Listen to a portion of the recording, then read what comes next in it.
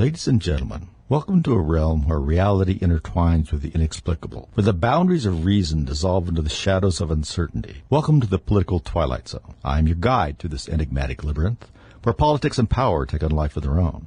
In this dimension, the threads of truth weave a tapestry of intrigue, challenging our perception of the world we thought we knew. In this world, nothing is as it seems, and the truth lies buried beneath layers of deceit. Prepare to venture where reason meets the unexplained, and where the unexplained might just be the ultimate. Hey, everybody. Thanks for joining us here again here on KNZZ, KGLN, and the internet and podcasting. Maybe something else. I don't know. Another week goes by here. This is Rick Widener getting it right. And we're 1100, 92.7 on KNZZ, 980 and 101.3 on KGLN. I don't know if I have to say that all the time. It used to be that you needed to do these, to call out your station, pretty regularly. So I think I've got it ingrained in me. And, of course, we're a lot of other places through translators, so I appreciate your listenership. So before I came in here, I did my usual check to see, is China still there? Is anything blown up? Did California slide into the ocean? Is there still war going on in Ukraine? Is Israel still, intact? A few things like that seem to, I expect to change.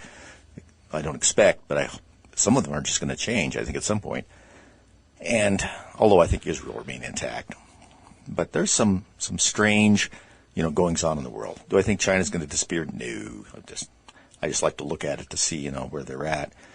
This tariff situation that we're in, and of course you're hearing a lot about that, is interesting. It's if you have any money invested in like an IRA or like a lot of people do, it's a little discombobulating behaving. Now, the market's picked up a fair amount this week, and that, I think, should help stabilize a few things. But the tariff thing is a tricky question, like we said before. It's a little hard to understand, and they've been coming out of the administration fast and furious, so it's a little hard to catalog them. Some of the hardliners, I think, in the president's ear, Peter Navarro, who I like Peter Navarro, but I think his view on the tariffs are pretty strict.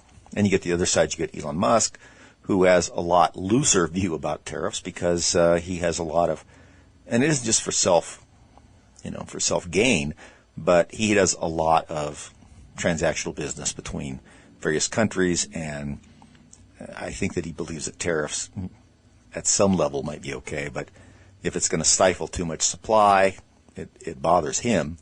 And they're all understandable positions, really. And the president's position is pretty understandable, too.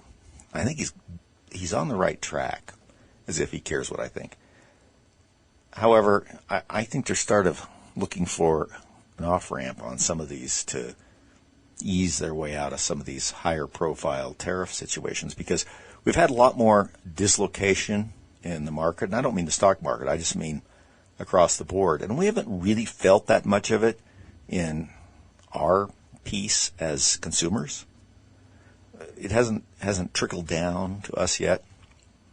But all of these parts and so forth are going to start getting very expensive very soon if we don't figure something out.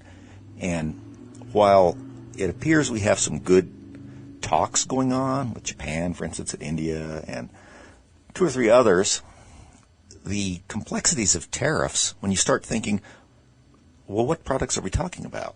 And do we want to have no tariffs on all of the products? We can have 10% on some of them. Do we have 5% on others? Exactly what we're talking about. Are we talking about farm goods? Are we talking about food? Are we talking about electronic parts? Are we going to differentiate those with tariffs? Before you know it, it's a lot of detail. And as you guys know, government and bureaucracies don't solve detail very fast.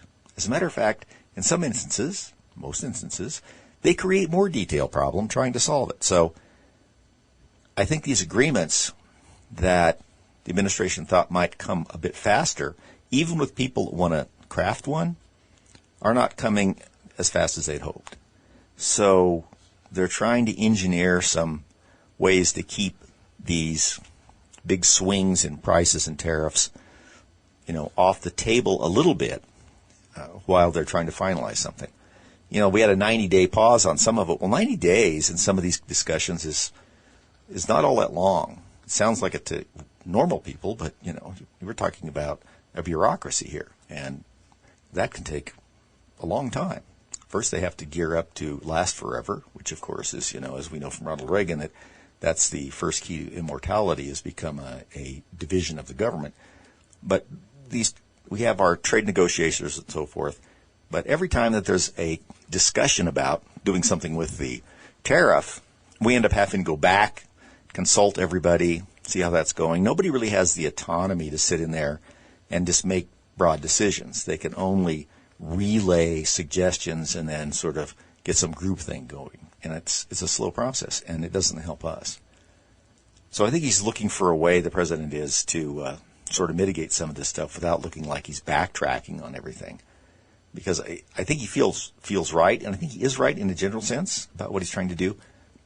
But I think that he has projected his momentum and his energy that he has in negotiations into his estimation of how long these things should take. Now, he probably knows better to some extent, but we're all like that. I mean, if we can do a job because of some expertise we have, or we've done it a million times, something like that, at a pretty high rate of speed, and then we have someone else do the job, our expectations of how fast that's going to go can be pretty skewed based on our experience. And I think that's a little what goes on with the president. He's too good at deal-making, negotiation, and moving swiftly. I mean, the guy barely sleeps. He's doing 10 things a day. In the meantime, he's out trying to, do some like architectural additions, or rather, some grounds clearing additions to the White House in the middle of everything else. His Easter egg roll, he's there for that. I mean, the guy is all over the place. And he appears to be conscious and moving around really well, unlike, let's look at the last Easter, where we had the Easter bunny pretty much dragging the president around. President Biden, I think, thought the Easter bunny was real, and it was talking to him. And that was probably a good thing, because it cut him off from saying crazy stuff to people out there that apparently was happening, which is why the Easter bunny felt like he had to intervene. I guess there was a staffer. I think we talked about this before. There was a staffer from the communications from the communications part of the White House that was in that costume. And I can't help but believe that part of her assignment was to sort of stick close to the president so that they could use that sort of mascot to intervene if things were starting to go sideways. And, of course, that's what happened. But this deal-making, I think we're seeing the result of that. The movement and expectations of President Trump are based on his experience, and that's pretty singular. Most people, most groups don't move at that speed, don't make that kind of decision-making. Plus, they don't have that kind of autonomy, that agency to go in and make deals, because they have a narrow set of proposals, and they put them out there, and if there's some variation on that comes back at them and this and that, they don't have the ability to just say, yeah, okay, let's move on. Now they got to go back and talk to everybody again. So I think we're going to see some changes there. We do have a couple of things that seem to be in the hopper as far as some deals. It looks like, from what I read, that the one we're furthest along with is probably India. Now, India had some significant tariffs on us that I wasn't aware of. But they also do a tremendous amount of work with us. There's a lot more things that come from India than we notice. They're very productive over there, and a lot of our companies have shuttled a lot of, shall we say, personnel-based tasks, call centers and so forth over there, but also goods. They do manufacture a lot, and we send a lot of stuff there to them. And they want to keep stuff internalized as much as possible, so they've stuck some pretty high tariffs on them. And they're negotiating, I think, fairly quickly now. They want to get things back on track as fast as they can. And that's what I'm reading anyway. So I'm not exactly sure what the timetable is, but it seems as though India may be the first one to have an actual signed agreement. Well, I'll see how that goes. But just having one come out would give people a lot of confidence. All right, thanks for sticking with us here. We were talking a little bit about tariffs in the last segment. It's an interesting topic, really. I mean, it sounds sort of financial and a little bit tedious, but it comes up all the time and a lot more than we think. And I think we've mentioned here before that the idea of tariffs figured strongly in our transition from the Confederate state, not the Confederate, but our early incarnations and into the constitutional republic that we became. That was because under the Articles of Confederation, we had a very loose governing structure, as people know, and not really enough to maintain order. And we worry about the federal government overstepping, which they're doing all the time now. But you can also have a situation where you have some rules but no way to enforce them on agreements between states, and nobody has any ability to say, hey, wait a second, you're stepping outside of the lines, and sort of as a referee or, sort of as a judge, which that whole term's turning a little weird lately. And some of the states, as many of you probably know, during this time under the Articles of Confederation were charging tariffs on the other states for goods. And if you look at how this worked, it really is a projection into sort of some of the problems that were around the time of the Civil War. And I mean, it's not the main issue, but the North and the South have different approaches to what their productivity was. The North was really more concentrated on manufacturing, movement, heavy material, stuff like that. The South continued to be, and was very good at it, producing raw materials, cotton, foodstuffs, things like that. Now, those things need to be used by the North, obviously, to manufacture things. But there has to be a market for the South. And there's always be some tension there between buyer and seller. And as a result, and you really saw this manifested by the time the Civil War took place, as a result, the South's development of internal mechanisms and delivery systems and just overall growth in communication and moving things around was much less developed than the North, because they only were shipping a few things, if you can imagine this way. They were shipping great quantities of a number of few things from centralized locations to the North. So their rail system, which became very important during the Civil War, was not really as developed in any sense of the word as the North's, because the North had developed rail systems so that they could go to various manufacturing and transport all this stuff around. It was a natural outgrowth of that. The South didn't have that. It didn't have a need for it. So what happened when the Civil War kicked off was one of the things was that despite how disorganized they were in the beginning, the Army of the Potomac, was they were able to move around and they were able to get supplies very easily, and they were able to transport goods as well as the military themselves. They just had more access to transportation and logistics. The South was based in a number of places, as you know. I mean, Virginia is really, really close to Washington, D.C., and most of the initial battles during the Civil War were fought in what we think of as kind of the northern part of the country, and it was not going particularly well. Now, eventually, these logistical concerns begin to manifest themselves. You begin to have supply problems. Raw materials that you have don't necessarily translate themselves into goods and material that you can utilize themselves. You have to have some manufacturing. The South started having some problems with things like, firearms, for instance. Some of the material that are used in firearms manufacturing was a little harder to get as a finished product in the South when they were at war with the North. Now, they pretty much, some of you aficionados out there of firearms know that the South pretty much pirated some of the Colt Navy and Army revolvers at the time, but they were unable to use all steel in them because it was just too expensive and they didn't have that much of it. So what you'll see And one of the ways many people can tell that what you're looking at, even from a distance, is a Confederacy version of a firearm, is that there'll be brass on it. And it's pretty, but in places that were non-essential to the firing mechanism or to absorption and durability, they tried to include things that were much easier to produce, which is brass. And so it's what you see on them. The configuration of them looks very similar. And the materials and that assembly is what changed. During the war, of course, the other thing that happened was transportation. With much less rail lines, they were at a disadvantage in being able to move quickly. I mean, you're trying to decide between the speed of a locomotive versus the speed of people walking.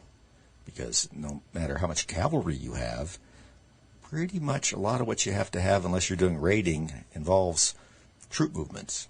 And people have been walking that way since, I don't know, probably year 2, year 3 maybe, to various battles. And that was happening. The North took advantage of that, by the way. I don't want to digress too much here, but they took advantage of that by having a heavy concentration on the fewer rail lines in the Confederacy. And when they came across them, they disabled a lot of them. And since there were less of them, they were able to hurt the logistics supply line a lot more so. So goods and services transporting between various countries, what they're doing, what they're receiving, has a lot to do with what they end up looking like. If you're a supplier of raw materials, you tend to have a whole different kind of configuration and supply chain. If you are traditionally in manufacturing and receive raw materials and make things and send them back, you have a different configuration there. The best example would be during, let's say the 1800s, late 1800s. The British Empire's relation with its Raj in India. India was supplying a lot of raw materials, but their manufacturing was very much behind. They didn't have as much manufacturing, and it was cheaper to ship the raw materials to England, where they didn't have a lot of the raw materials, but they had a lot of manufacturing know-how and expertise in engineering, for that matter. Configure these things into products and then send them back. It was still less tedious, time-consuming, and expensive than it would be to try to make them there. This is a law of comparative advantage. If you ever look that up, it's a very interesting economic concept. So India has never forgotten that. They don't want to be at a disadvantage in their ability to make finished products, and they've been working very hard for a long time. We forget sometimes that some of these countries have a long historical memory that sometimes the United States doesn't. We have sort of a truncated one where, what we think of as a long time ago, if you go to someplace in Europe, India, or Japan or something that, that period of time was like, well, yeah, that was like 2 minutes in our time. So they remember some of these things quite well. So this kind of thinking on tariffs to bolster their manufacturing and keep what was happening before with them, where foreigners, essentially, who had high manufacturing skills were importing goods and at prices that the India economy could not afford to produce, and stifling production. Because why build something in your nation when it may cost a little bit more and it take time to build? Why don't you just buy it from somebody else? Now, if that sounds familiar to you, it's because that's pretty much what's going on with the United States and China. We've sort of ran off a lot of our businesses. Let's be honest about it. Some of them, yeah. Some of them just for greed, obviously. Well, just business sense, maybe, have moved because of the lower production costs. The big thing is labor costs. And, labor isn't just an hourly wage. The cost of labor has a lot to do with the amount of control that management has over labor and the amount of resistance, or look, I hate to say resistance, but the amount of tension that can exist between labor and management. You need a little of that. But what happens is we certainly empowered unions, and the union movement in the 30s was overdue, and it did a lot for people. There's still some use for unions out there, but it just kept going, and administrations, particularly Democrat administrations, felt like there was a constituency there, right? The unions. So they would support the unions against, the manufacturing process. And in some cases, it was well-deserved.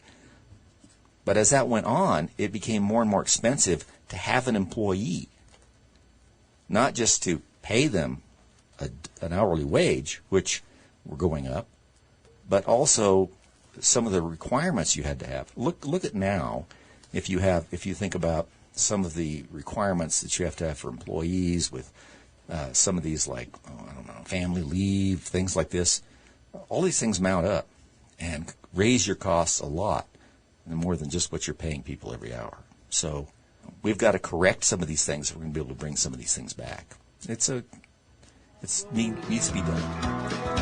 On the road again. All right, everybody, thanks for coming back here. As I think I mentioned earlier, I'm trying to get a hold of my friend Ryan, who we've talked about before, about military history, military things, what's going on around the world, because he's writing his thesis on this. And he has a degree in master's. He's getting his master's in political military history. I can't talk here. So I'm hoping we can get him. Matter of fact, I'm pretty sure I can. Let's see, and get him on. And we're going to talk about a few things. And it doesn't do with the Kardashians or something that might have happened that's been replayed 20 times on the weekend. Just kind of what's going on in the world. Let's see. Well, everybody, like I had kind of mentioned before, we're going to be joined by my friend Ryan, military historian, writing his thesis in this, was a squad leader in Europe, and has now devoted most of his time to being an international man of mystery. And so we're able to contact him from time to time and, get a little update and discuss some things that I don't think get explored in depth at all. Not because we're just the super experts in it, but because a lot of places don't choose to talk about it because they would rather talk about, if somebody looked cross-eyed at another person during the White House briefing.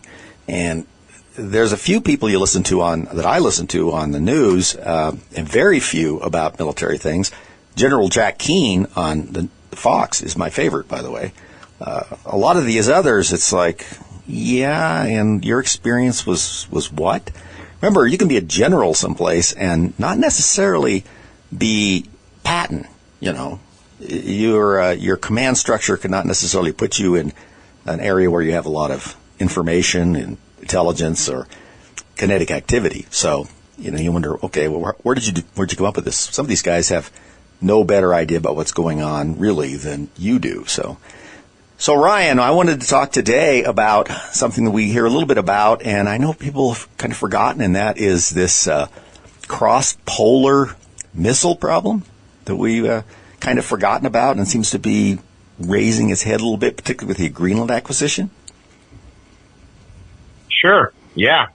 That since the end of the Cold War and the time where we were fearing for mad and mutual sure destruction and nuking one another, yes, that was a big part of our strategy. Both ours and the USSR's was shooting nuclear missiles or ICBMs over the poles.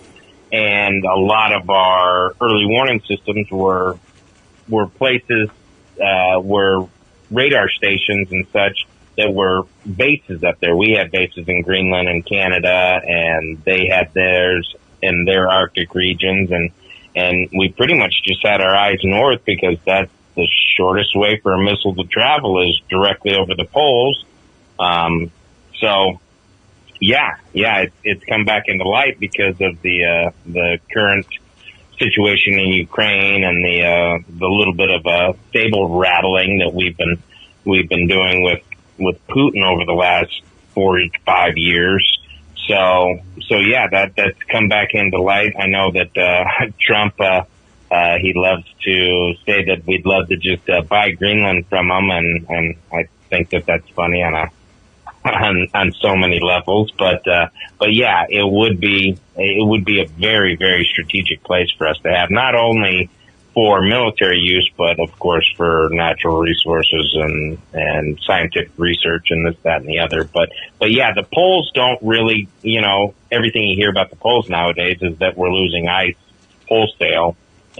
Which isn't necessarily true, depending on where you look.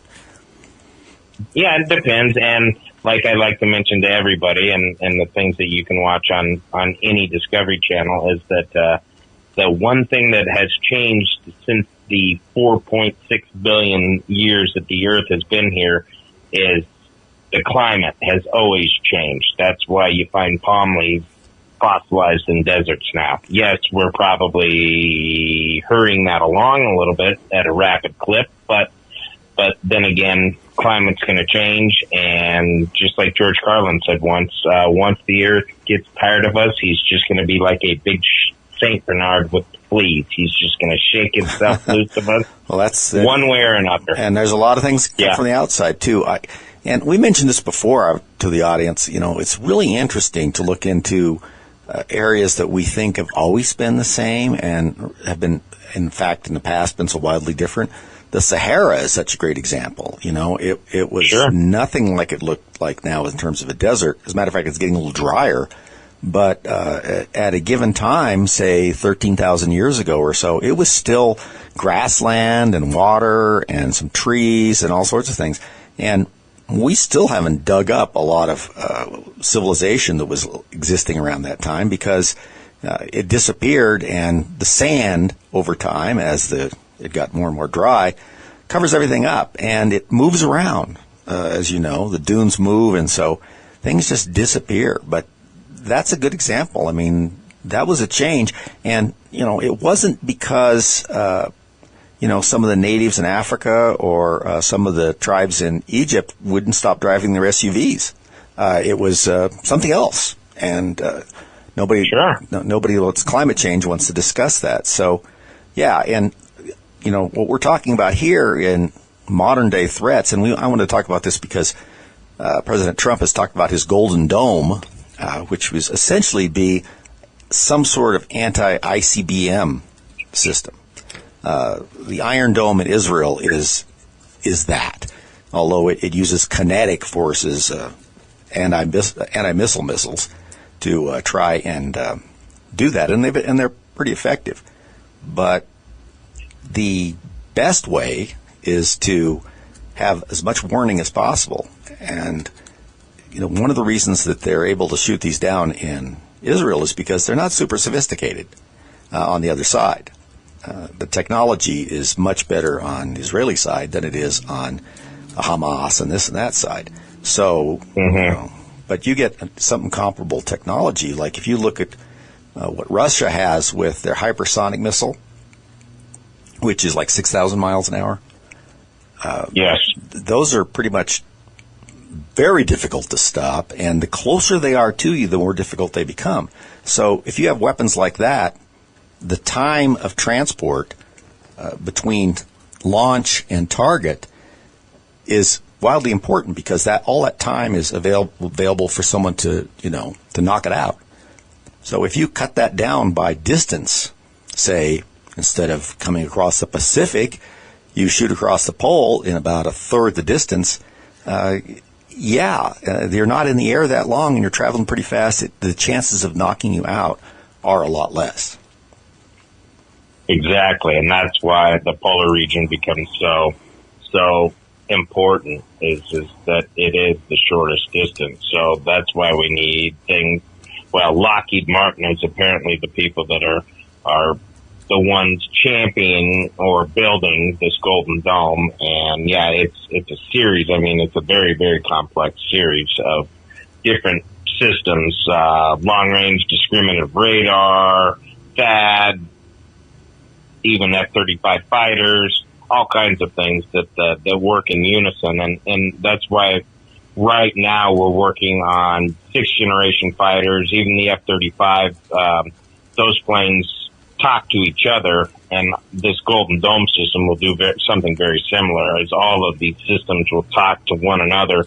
So it's almost instantaneous communication relays between one another. So you're able to take aim and take out those extremely high speed missiles that they're developing nowadays, the Chinese and the Russians in particular. And I'm sure that we have something in the works as well, but hopefully we're not having it built in China and we're keeping it under wraps. Because well, you wonder about that because so many of our components, even some of our military equipment, come from China, and that's kind of a bad idea. It's sort of like having the British build your siege warfare machines in the 15th century. It's sort of like, hey, here in Paris, it's cost too much to build these things, and so we're just going to contract that out to Britain, because hey, we haven't any trouble with them for like a year, so that'll be fine. And people make this kind of mistakes all the time, and economics can trump politics if you're not careful, but they have to go hand in hand. You say, am I giving somebody an economic advantage? That's fine.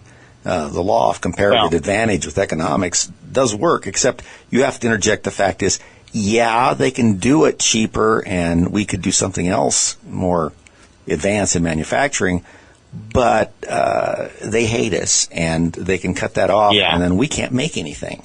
So, and that's exactly why, everybody's, you'll hear everybody up in arms about the tariffs and all of those things, and people are, up in arms about inflation and things of that. But I think that President Trump's true thought process here is not only to recoup some of the funds that we lose through poor trade deals, but also force American manufacturers to bring things back to the United States.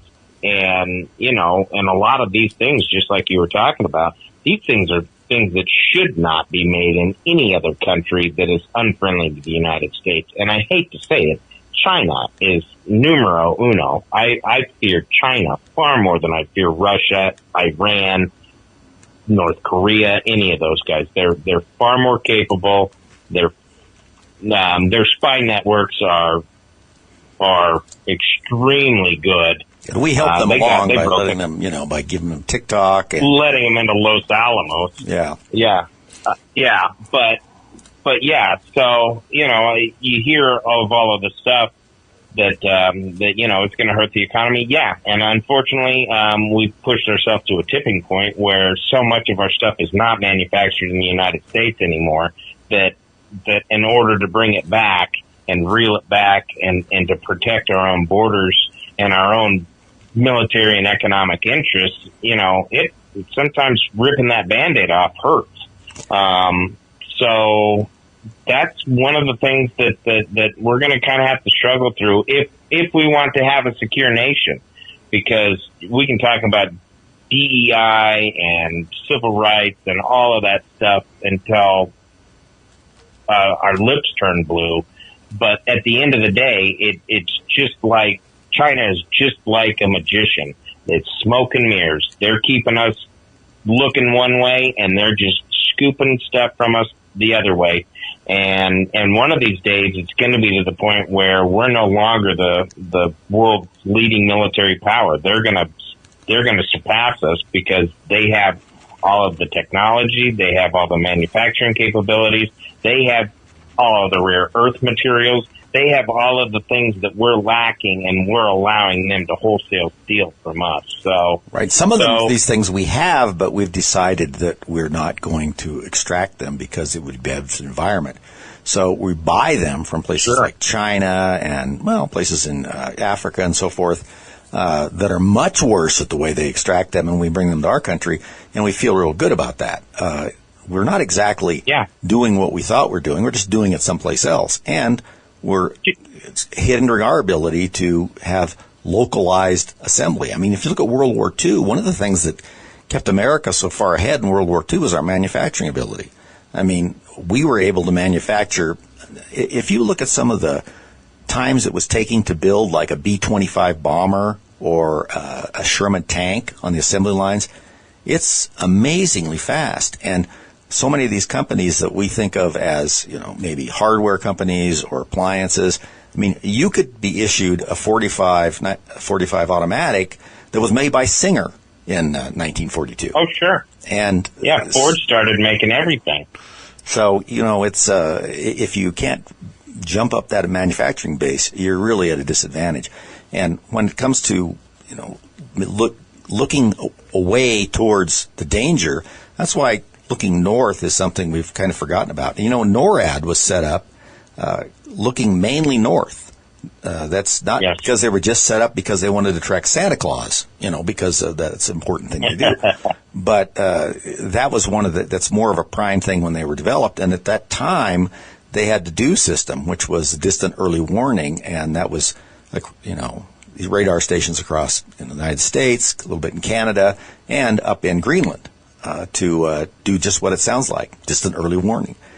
And we've sort of forgotten that, and Trump has realized that, and he also realizes that our technology is still far enough ahead that we can probably get a few things that work. Although, like you said, this Golden Dome idea, there's a lot of moving parts to it. It isn't just like there's a it isn't just like there's a simple missile that goes up and blows the other missile down.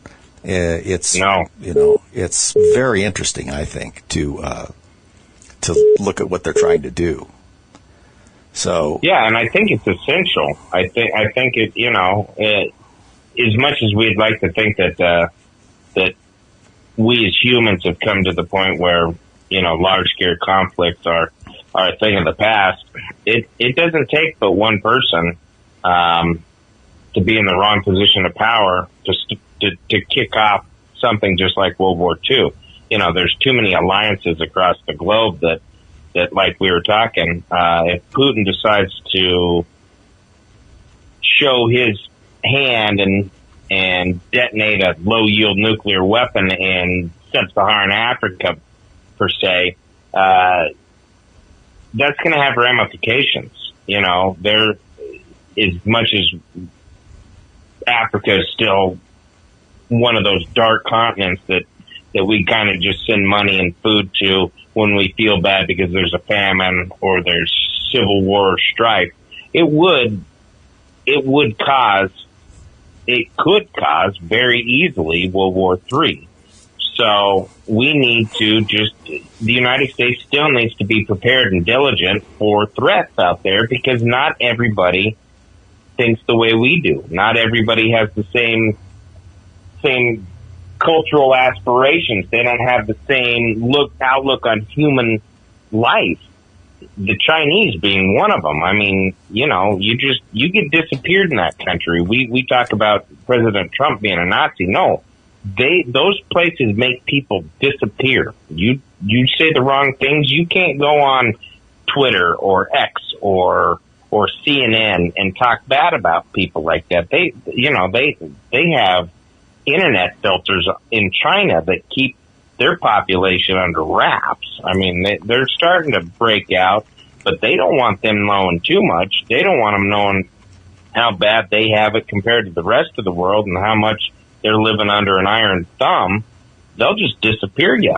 And if you're lucky, you might come back with a whole different attitude. I'm trying to remember. Like the tennis. I'm trying to remember. Tennis, go ahead. Mm-hmm. The Chinese tennis star. Yeah. That spoke out not too long ago and then miraculously disappeared for 6 months and went to one of the re-education camps that they feared that all of the Democrats would get put into once Trump got elected, which to my knowledge hasn't happened and I don't think would ever happen. You never know. You never know. I don't think that's going to happen under this administration anyway. I fear it more under some of the other sides in the administrations. But I was trying to think of the name of the founder of Alibaba, it's really the biggest corporation for a while at one point in China, still very big, that sells all these products and stuff. And the president of that, whose name just escapes me right now, was, what's his name? I'm looking Alibaba, Chinese mutual tech, the Alibaba Group. Yeah, you might look at the founder. And while Brian's doing that, I'd point out that this was just like Jack Ma. Jack Ma, right? And you may even remember that name because he used to pop up on TV and talking about things. Well, like 3 years ago or so, maybe a little longer than that, he started becoming slightly critical of the Chinese government.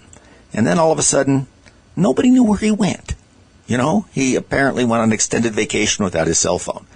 And like 3 months later, he luckily reappeared. And you know, when he reappeared, everything that the Chinese government was doing was just fine with him. You know, it was just, it was okay. And the tennis star was Ping Shao, disappeared from public view after accusing a high-ranking Communist Party official of sexual assault. We love to throw that stuff around, and especially the legacy news media, that, that Trump's going to throw people in concentration camps and that we're deporting nice, innocent little Honduras just gang members. Maryland man, really. And Maryland man, that poor unfortunate, I don't even know how to pronounce that gang's name, but oh no, he was MS-13. Yeah, that's right. He was MS-13. He's and had it tattooed on his knuckles, but yet he was just Maryland man, an innocent guy.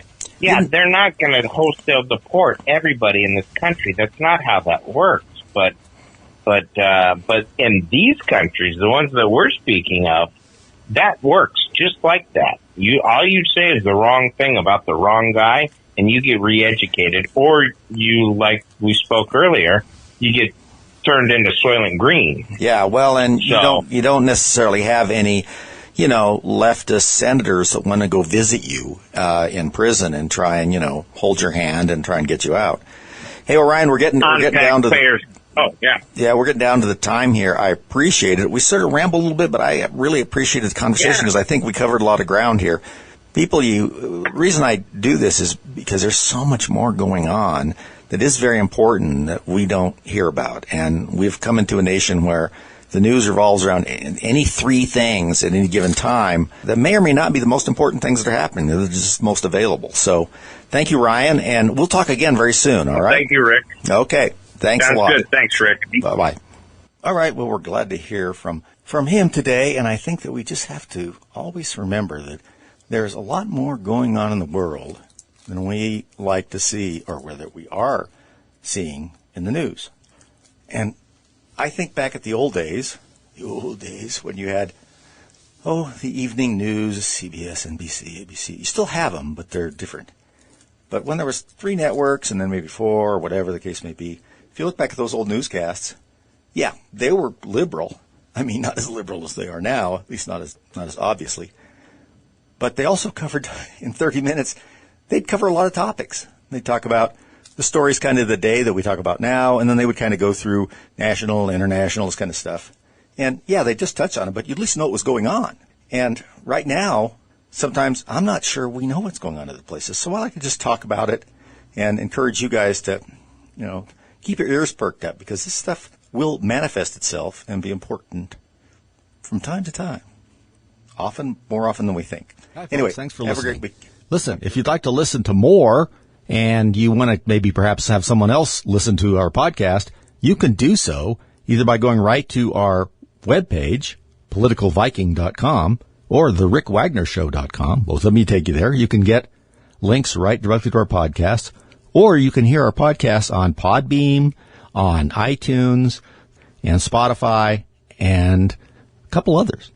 So you can find us. We appreciate it if you do. And if you've heard the show, you want somebody else to hear it, that's a good way to send it to them. Thanks for listening.